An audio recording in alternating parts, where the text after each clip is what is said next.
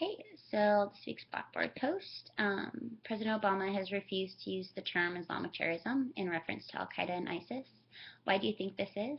So in the CBS article we have, it actually spells it out why. Well, White House aides do at least. So it says the reason President Obama won't refer to violence by Muslims as Islamic terrorism is that he wants to deny them the ability to call the clash a religious war. So by separating it, it's really separating the people who follow the Islamic religion to an extremist, and I think that's really important to them. And early in the article, it says that the president has called on Muslims to actively reject extremism. So I think by him vocalizing that there is a difference between Islam and terrorism, it won't push them to terrorism to protect their religion. And he's supporting them and rejecting that extremism and even kind of making a wedge between that association, which I think is really important. And then, do I agree? I really do agree that it's important to separate them. That will help in the future to hopefully have not as many people turn to extremism because they feel like their religion is under attack. And to kind of tie it into our lecture,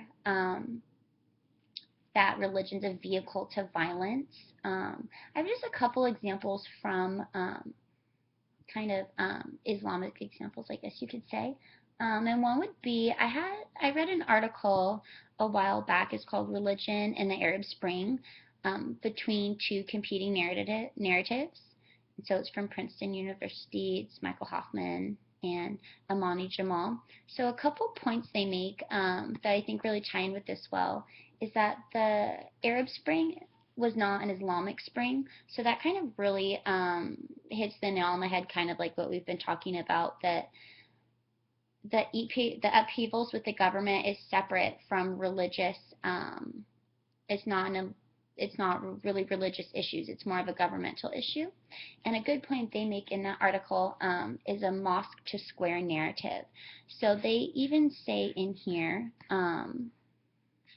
that so instead of the mosques being a place where the feelings towards the government are not necessarily. Sorry, let me find this real quick.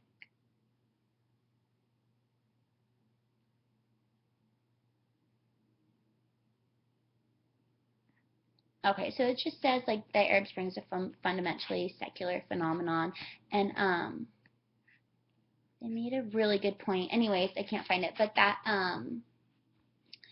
that the people weren't getting the anti-governmental sentiments and that type of thing from the mosque. The mosque was just a place for them to group together and things like that. So I just thought it was interesting how they portrayed that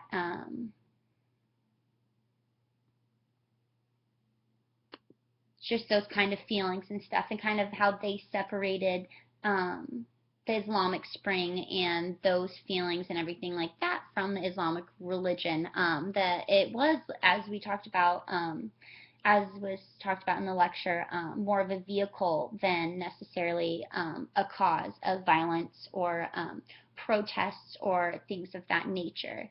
So I just think that that was kind of a good point. Cool little tie-in. So yes, I agree that it should be separated. Yeah, the thoughts of Islam and terrorism.